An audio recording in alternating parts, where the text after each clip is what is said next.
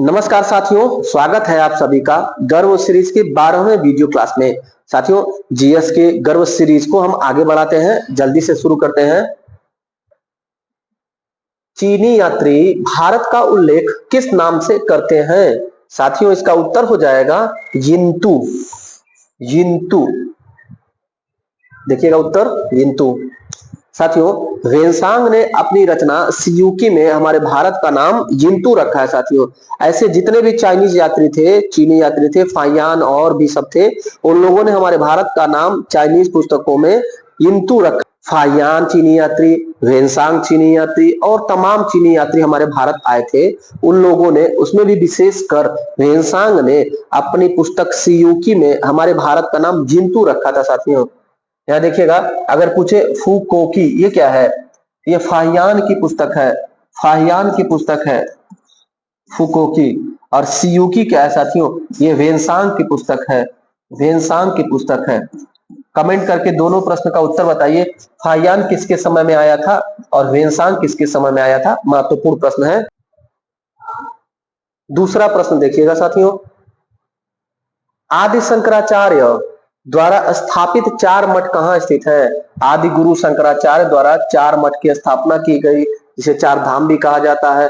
हम लोगों ने कल इसका उत्तर किया भी था साथियों, डिटेल भी किया था। इसका उत्तर क्या हो जाएगा? सी उत्तर हो जाएगा। देखिएगा, इसका उत्तर हो जाएगा सी। कहां पर है साथियों? जोशीमठ उत्तराखंड में है। जोशीमठ उत्तराखंड में है। द्वारका साथियों गुजरात में है, पश्चिम के तरफ है, गुजरात में है। पूरी पूर्व के तरफ है, उड़ीसा में है, ओडिशा में। और श्रृंगेरी साथियों दक्षिण में है, कर्नाटक में। इस प्रकार ये चार मठ थे जिसे शंकराचार्य ने स्थापित कराया था। साथियों, शंकराचार्य के बारे में थोड़ा बात किया जाए। शंकराचार्य का जन्म केरल में हुआ था। केरल में कलाड़ी गांव था। केरल में कलाड़ी गांव था, वहां पर हुआ था। इन्होंने अपने समय में देखा कि जैन धर्म और बौद्ध धर्म का प्रभाव बहुत ज्यादा हो गया है भारत पर, इसीलिए उन्होंने अद्वैत दर्शन का प्रतिपादन किया था। अद्वैत दर्शन का प्रतिपादन किया था। अद्वैत दर्शन किसने दिया था? शंकराचार्य ने दिया था। साथियों, शंकराचार्य की समाधि कहाँ स्थित है? केदारनाथ में स्थित है। शंकराचार्य की समाधि कहाँ स्थित है? केदारनाथ में स्थित है। आगे बढ़ते हैं। तीसरा प्रश्न है, खजुराहो मंदिर स्थापत्य के निर्माण में सहयोगी थे। खजुराहो मंदिर शैली था साथियों, कई मंदिर इसमें बने हुए हैं। इनका निर्माण कराया था चंदेल शासकों ने। खजुराहो शैली के मंदिर का निर्माण किसने कराया था? चंदेल शासकों ने। थोड़ा ध्यान दीजिएगा। चंदेल वंश का संस्थापक था नन्नुक। चंदेल वंश का संस्थापक था नन्नुक। चंदेलों की राजधानी थी, चंदेलों की राजधानी थी महोबा। महोबा। और इनका क्षेत्र था, अगर क्षेत्र की बात की जाए, बुंदेलखंड का क्षेत्र। बुंदेलखंड का क्षेत्र। बुंदेलखंड को साथियों जेजा भुक्ति भी कहा जाता है। जेजा भुक्ति भी परीक्षा में पूछ देगा क्या था, तो चंदेलों का क्षेत्र था जेजा भुक्ति। चंदेलों में एक शासक हुए साथियों, परमार्दी देव। परमार्दी देव, इनका संघर्ष हो रहा था पृथ्वीराज चौहान से। पृथ्वीराज तृतीय जो थे, उनसे इनका संघर्ष हो रहा था। परमार्दी देव के दो सेनापति थे, विश्व प्रसिद्ध सेनापति, नाम सुने होंगे आप, आल्हा और उदल। ये दो भाई थे, दो भाई और सेनापति थे परमार्दी देव के, चंदेलों के। साथियों, इन दोनों भाइयों में उदल ने पृथ्वीराज चौहान से संघर्ष किया। उदल की मृत्यु हो गई। इस बात से बहुत दुखी होकर के आल्हा ने भीषण संघर्ष किया, पृथ्वीराज चौहान से भीषण संघर्ष किया और पृथ्वीराज चौहान को हरा दिया था। पृथ्वीराज चौहान को मारने वाला था कि गोरखनाथ के कहने पर, गोरखनाथ के कहने पर आल्हा ने पृथ्वीराज चौहान को जीवन दान दे दिया था। याद रखिएगा ये सब बात। आगे बढ़ते हैं चौथे प्रश्न की तरफ। निम्न में से कौन खजुराहो मंदिर में नहीं है? साथियों, कंदरिया महादेव का मंदिर खजुराहो शैली का मंदिर है। 64 योगिनी मंदिर है। चित्रगुप्त मंदिर है। दशावतार मंदिर नहीं है। दशावतार का मंदिर साथियों देवगढ़ में स्थित है। देवगढ़, देवगढ़ ललितपुर जिला उत्तर प्रदेश में।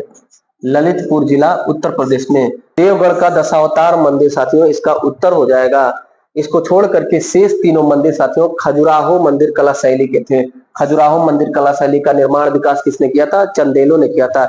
इसमें सबसे विश्व प्रसिद्ध मंदिर अगर पूछेगा तो कंदरिया महादेव का मंदिर। लोकेशन पूछे, इसका लोकेशन पूछे तो मध्य प्रदेश में छतरपुर जिला, मध्य प्रदेश में छतरपुर जिला में कंदरिया महादेव का विश्व प्रसिद्ध मंदिर स्थित है। अगला देखिएगा, देखिएगा पांचवा प्रश्न पूछा गया है, निम्नलिखित में से किसके केंद्र में 100 से अधिक बौद्ध गुफाएं हैं साथियों? बौद्ध गुफाएं 100 प्लस कहां पर है? कन्हेरी में है, कन्हेरी में। इसका उत्तर हो जाएगा कन्हेरी। कन्हेरी कहां है? मुंबई के समीप, महाराष्ट्र में मुंबई के समीप में साथियों। और यहाँ पर 109 गुफाएं हैं जो बौद्ध धर्म से संबंधित है। 109 गुफाएं साथियों। इसी में संजय गांधी राष्ट्रीय उद्यान है। संजय गांधी राष्ट्रीय उद्यान, संजय गांधी राष्ट्रीय उद्यान में कौन सा बौद्ध गुफा है, या कन्हेरी में कौन सा राष्ट्रीय उद्यान है? तो संजय गांधी राष्ट्रीय उद्यान याद रखे रहेंगे।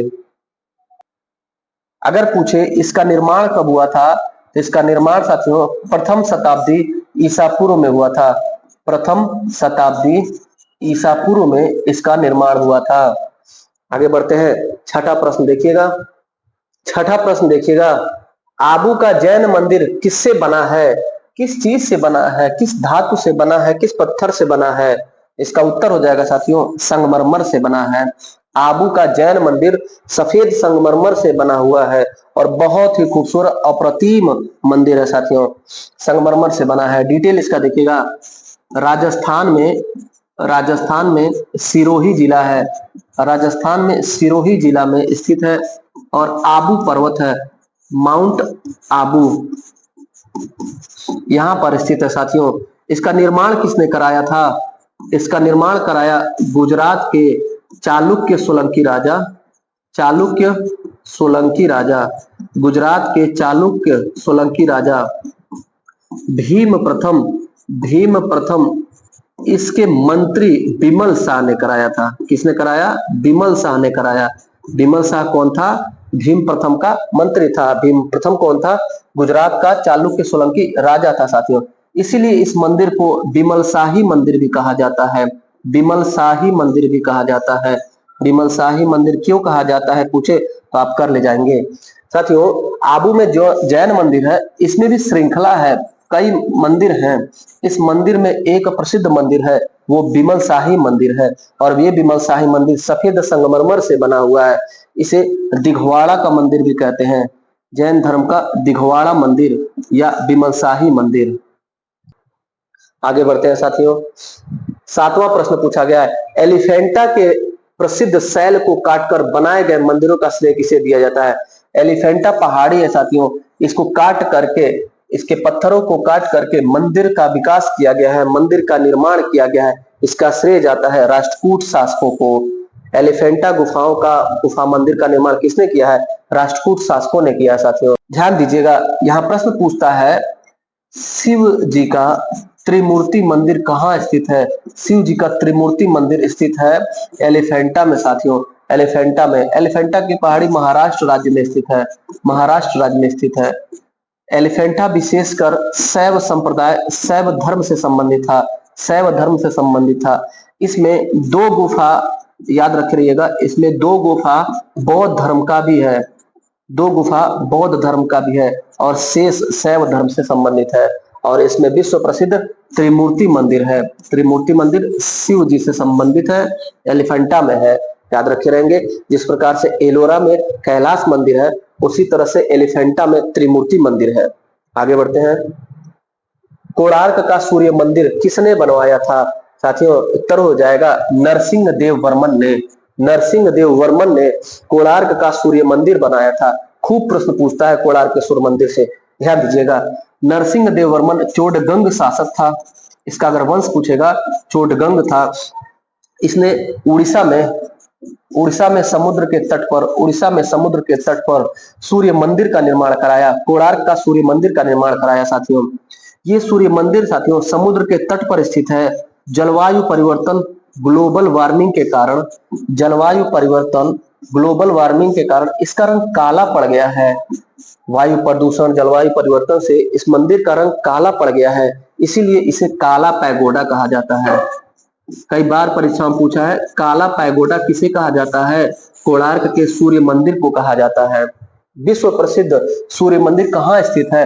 कोणार्क सूर्य मंदिर है। इसके अलावा साथियों गुजरात में भी सूर्य मंदिर है, मुल्तान में भी सूर्य मंदिर है, मंदसौर में भी सूर्य मंदिर है। भारत में कई सूर्य मंदिर हैं, लेकिन विश्व प्रसिद्ध कोणार्क का सूर्य मंदिर काला पैगोडा है।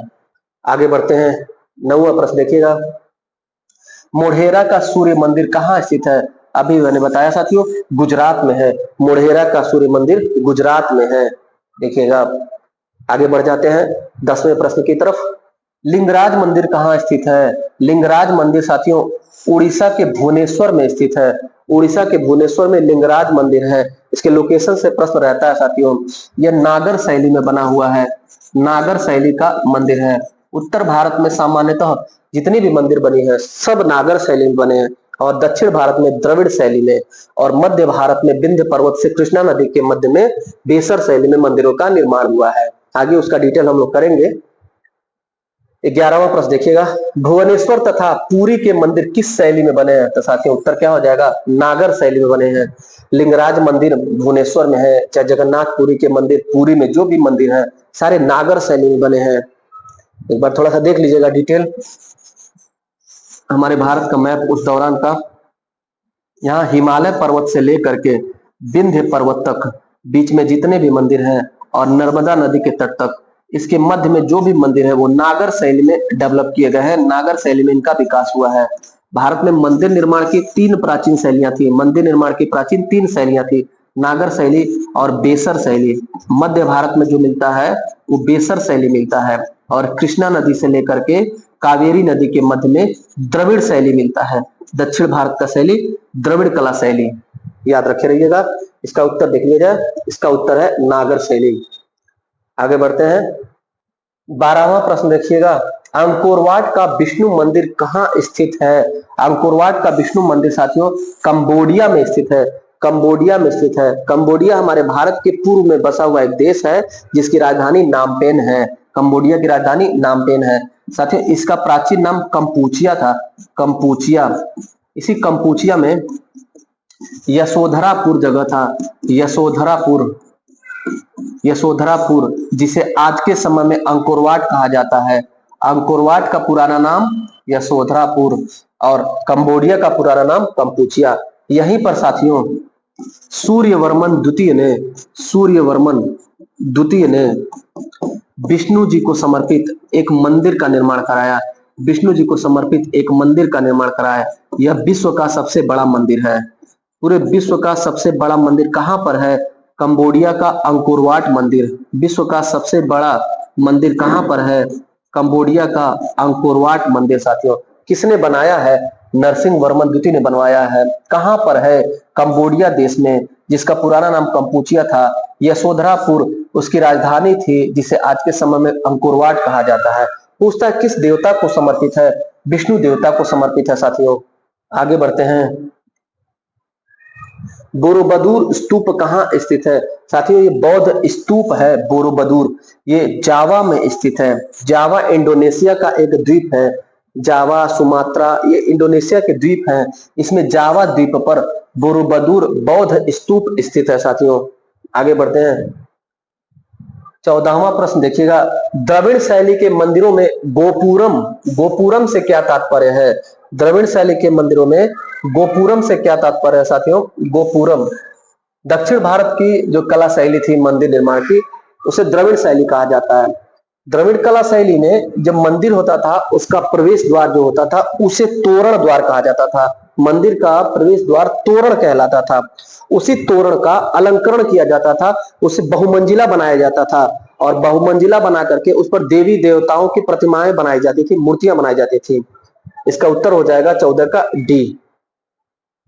देखिएगा 14 का उत्तर हो जाएगा तोरण के ऊपर बने अलंकृत एवं बहुमंजिला इमारत। ये एक फिगर है, इसे देखिएगा साथियों, ये फिगर गोपुरम का है। गोपुरम का एक फिगर है। देखिए ये प्रवेश द्वार है जिसे तोरण द्वार कहा गया। और तोरण द्वार को अलंकृत कर दिया गया, देवी देवताओं की प्रतिमाएं स्थापित कर दी गई, तो इसे गोपुरम कहा गया। ये गोपुरम था। आगे बढ़ते हैं अगले प्रश्न की तरफ। चट्टानों को काटकर महाबलीपुरम मंदिर का निर्माण किसके द्वारा बनवाया गया, कराया गया? चट्टानों को काट करके, पहाड़ों को काट करके साथियों, पहाड़ों को काट करके पल्लव राजाओं ने मंदिर निर्माण किया था। पल्लव राजाओं ने मंदिर निर्माण किया। उत्तर हो जाएगा 15 का ए साथियों, ध्यान दीजिएगा। पल्लव राजवंश दक्षिण राजवंश था। पल्लव वंश का संस्थापक था सिंह विष्णु। पल्लव वंश का संस्थापक सिंह विष्णु था। इसकी राजधानी की बात की जाए, पल्लवों की राजधानी क्या थी? कांचीपुरम थी। पल्लवों की राजधानी कांचीपुरम थी। पल्लवों का सबसे बड़ा योगदान मंदिर निर्माण शैली, और वो भी पहाड़ों को, चट्टानों को काट करके बनाया गया था। इसमें मंदिर की जो शैली थी वो 4 प्रकार की थी, 4 प्रकार में थी, याद रखे रहिएगा। सबसे पहला महेंद्र शैली, महेंद्र शैली। दूसरा था मामल्ल शैली, मामल्ल शैली। तीसरा था राजसिंह शैली, राजसिंह शैली। और चौथा था अपराजित शैली, अपराजित शैली। ये पल्लव काल के 4 मंदिर शैलियां थी। पल्लव काल के मंदिर शैली, पहला कौन था? महेंद्र शैली, दूसरा मामल्ल शैली, तीसरा राजसिंह शैली और चौथा अपराजित शैली। महेंद्र शैली का विकास सबसे पहले हुआ, इसे महेंद्र वर्मन ने किया था। महेंद्र वर्मन ने महेंद्र शैली का विकास किया। पल्लव काल की ये आरंभिक शैली थी साथियों, इसमें ज्यादा डेवलपमेंट नहीं हुआ। जो दूसरा था, ये नरसिंह वर्मन प्रथम ने इसका विकास किया था। नरसिंह वर्मन प्रथम ने, नरसिंह वर्मन प्रथम के द्वारा बनाया गया मंदिर 8 क्रमशः मंदिर है। इस 8 मंदिर में द्रौपदी मंदिर सबसे छोटी है। द्रौपदी मंदिर सबसे छोटी है, नरसिंह वर्मन ने बनवाया था। उसे मामल्ल शैली कहा जाता है। युधिष्ठिर मंदिर, नकुल मंदिर, भीम मंदिर, सहदेव मंदिर, कुल 8 मंदिर थे। उसमें एक अलग से द्रौपदी मंदिर था, सबसे छोटा मंदिर था, 1 मंजिला मंदिर था। बचे कितने? 7 अलग से एक सीरीज में मंदिर हैं। इन 7 मंदिरों को सप्तरथ पैगोडा कहा जाता है। सप्तरथ पैगोडा, सप्तरथ पैगोडा का मतलब क्या हुआ कि 7 रथ मंदिर, 7 रथ मंदिर एक ही शैली में बने हुए हैं, जिसमें द्रौपदी मंदिर को हटा दिया गया है। द्रौपदी मंदिर सप्तरथ पैगोडा में नहीं आता है। द्रौपदी मंदिर मामल्ल शैली या सप्तरथ पैगोडा के साथ में सबसे छोटा मंदिर है, याद रखिएगा। खूब पूछता है यहां से प्रश्न। सबसे छोटा मंदिर मामल्ल शैली का द्रौपदी मंदिर था। राजसिंह शैली साथियों, राजसिंह शैली का विकास इसके बाद इसका उत्तराधिकारी जो बना नरसिंह वर्मन द्वितीय ने किया था। नरसिंह वर्मन द्वितीय ने किया था साथियों। नरसिंह वर्मन द्वितीय ने इस शैली में शोर मंदिर या तटीय मंदिर का निर्माण कराया था। शोर मंदिर या तटीय मंदिर का निर्माण किसने किया था? राजसिंह शैली में नरसिंह वर्मन द्वितीय ने। राजसिंह शैली में शोर या तटीय मंदिर का निर्माण किसने किया था? राजसिंह शैली में नरसिंह वर्मन द्वितीय ने किया था। कालांतर में जब उत्तरवर्ती पल्लव शासक आए, कमजोर आए, तो सभी ने मिलकर के अपराजित शैली का डेवलपमेंट किया, विकास किया। सबसे प्रसिद्ध ये 2 बीच वाले हैं, याद रखे रहिएगा। आगे बढ़ते हैं।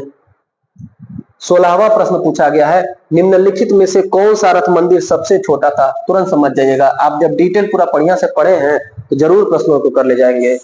द्रौपदी रथ मंदिर सबसे छोटा रथ मंदिर था। किसमें? पल्लव काल के मंदिरों में। सप्तरथ पैगोडा के अंतर्गत नहीं आता है। यहाँ देखिए, धर्मराज मंदिर सप्तरथ पैगोडा, अर्जुन रथ सप्तरथ पैगोडा, भीम रथ मंदिर सप्तरथ पैगोडा के अंतर्गत आता है।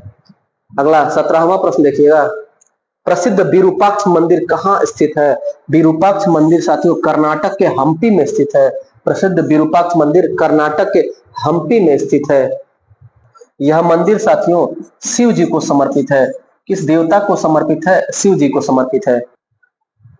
अगला प्रश्न देखिएगा साथियों, निम्नलिखित में से किसके द्वारा चोल साम्राज्य की नींव डाली गई थी? यानी चोल राजवंश जो था उसका संस्थापक पूछा है, तो इसका उत्तर हो जाएगा साथियों विजयालय।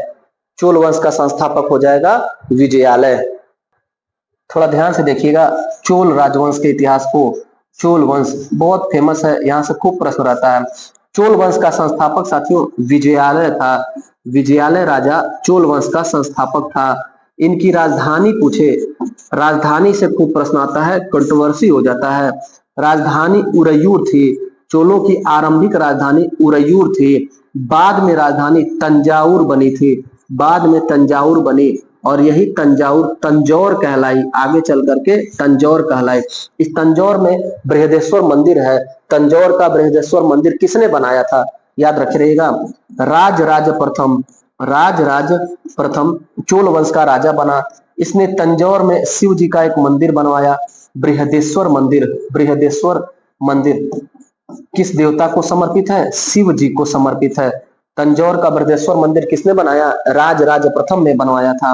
राज प्रथम ने बनवाया, इसीलिए इस मंदिर को राजेश्वर मंदिर कहा जाता है। राजेश्वर मंदिर किसको कहा जाता है? तंजौर के बृहदेश्वर मंदिर को कहा जाता है। इस राज का उत्तराधिकारी बना राजेंद्र प्रथम। राजेंद्र प्रथम जिसे राजेंद्र चोल कहा जाता है, याद रखे रहिएगा। आगे इसका डिटेल देते हैं। राजेंद्र प्रथम की कुछ बातें याद रखे रहिएगा, कुछ प्रश्न यहां से बनता है। राजेंद्र चोल या राजेंद्र प्रथम, पहला बात, इसने सिंघली द्वीप पर आक्रमण किया। सिंघली मतलब श्रीलंका। सिंघली द्वीप मतलब श्रीलंका पर आक्रमण किया और वहां के राजा महेंद्र पंचम, वहां के राजा महेंद्र पंचम को हराया और अपनी राजधानी लेकर के आया, बंदी बना करके अपनी राजधानी लेकर आया। दूसरा दूसरा राजा था महिपाल। महिपाल को इसने हराया। राजेंद्र प्रथम ने गंगा के राजा, पाल वंश के राजा महिपाल को हराया।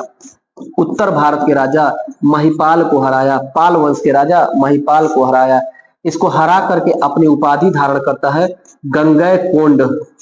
उपाधि धारण करता है गंगै कोंड। साथियों, गंगै कोंड किसकी उपाधि थी?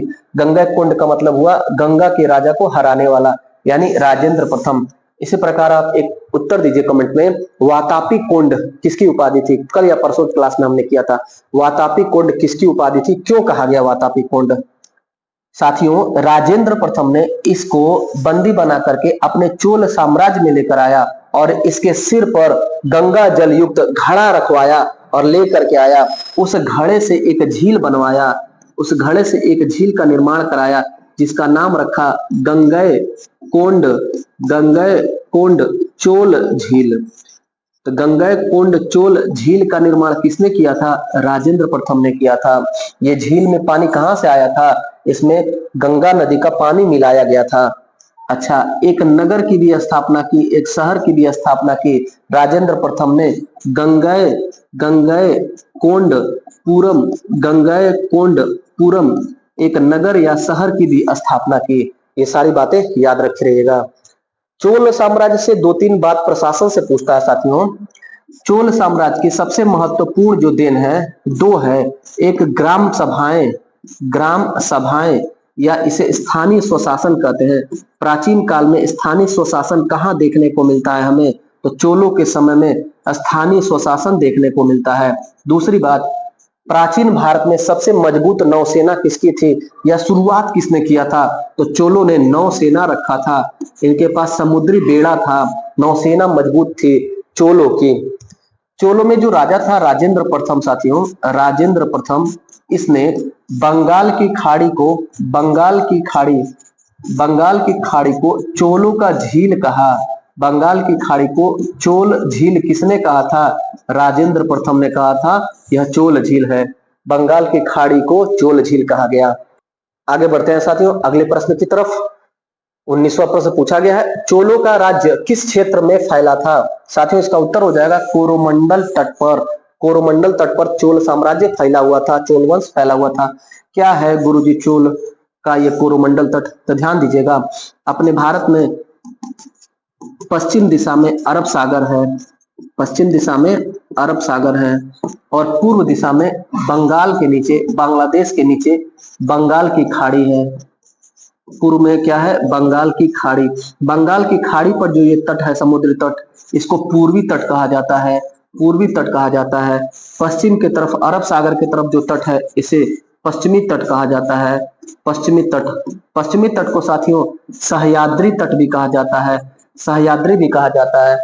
इसका दो हिस्सा है, प्रमुख दो हिस्सा है, कोंकण तट, कोंकण तट ये है, और इसके बाद मालाबार तट, कोंकण तट और मालाबार तट, केरल का क्षेत्र मालाबार तट। उसके बाद अगर पूर्व में आएंगे हम तो ये है साथियों कोरोमंडल तट, कोरोमंडल तट, और ऊपर है यहाँ पर उड़ीसा के आसपास उत्तरी सरकार तट, उत्तरी सरकार तट। ये इंपॉर्टेंट है, इसको याद रख रहे हैं आप। यहाँ पर बसा हुआ था चोल साम्राज्य। तो चोल साम्राज्य किस तट पर है? कोरोमंडल तट पर। चोल साम्राज्य किस तट पर है? कोरोमंडल तट पर साथियों। आगे बढ़ते हैं। चोलों की राजधानी क्या थी? ऑप्शन में उरैयूर नहीं दिया है तो आप तंजौर करेंगे। चोलों की प्रमुख राजधानी तंजौर थी, लेकिन चोलों की आरंभिक राजधानी अगर पूछ देता तो आप उरैयूर करते हैं, हमें उम्मीद है। अगला प्रश्न है, चोल युग किसके लिए प्रसिद्ध था?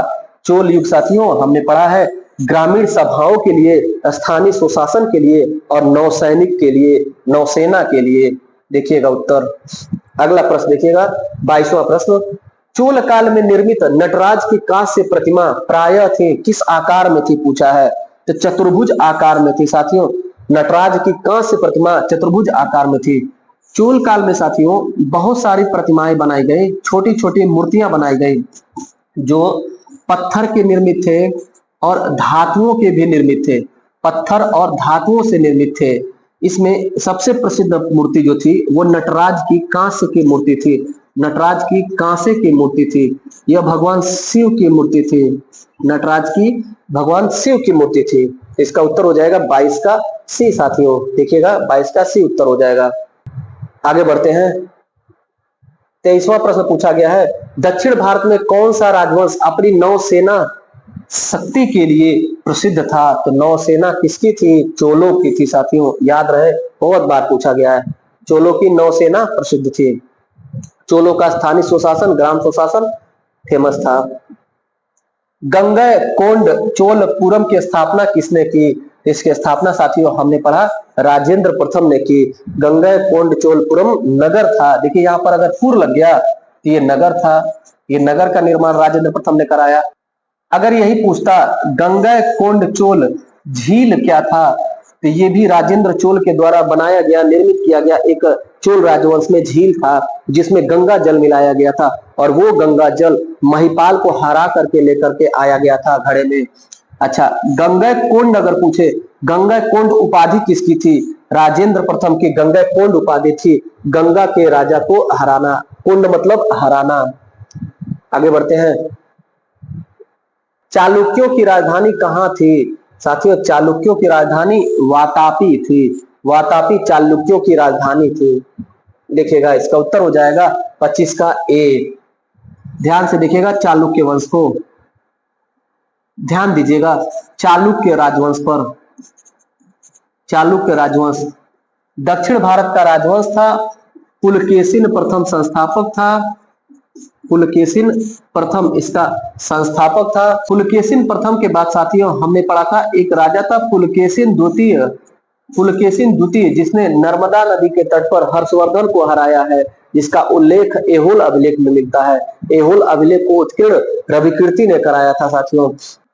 आगे कालांतर में चालुक्य जो राजवंश था साथियों वो तीन भाग में बट गया था, तीन भाग में बट गया था।